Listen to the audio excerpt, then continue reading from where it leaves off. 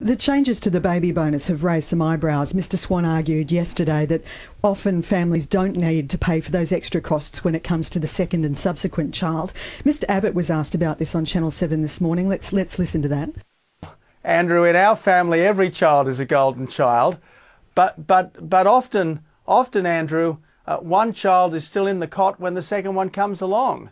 One child is still in the pram when the second one comes along. So you actually need to get an extra cot or a double-sized pram. I think if the government was a bit more experienced in this area, they wouldn't come out with glib lines like that.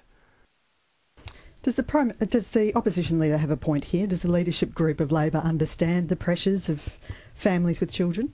Well, I think Mr Abbott can explain what he meant by that line. On families and pressures with children, the government is certainly working with Australian families, and we understand many families are struggling to make ends meet. And, for example, they face costs when the kids are going back to school, which is why we provided the school kids bonus. And let's be clear about the way we're working with Australian families and working with them on cost of living pressures. For a family with 2 children, the school kids bonus is worth $15,000 across the life of the kids at school, all of the years that they're at school. Mr Hockey has very clearly said that Mr Abbott, if he was Prime Minister, would take that away.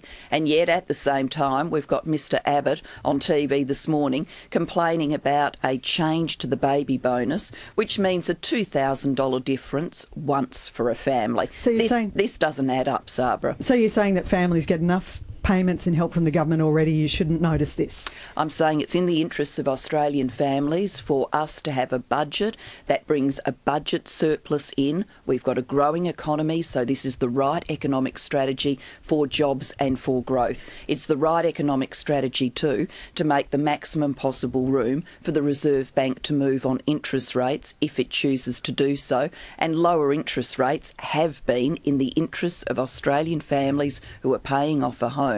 At the same time, we will continue to work with people on their cost of living pressures. For example, the costs of getting the kids back to school.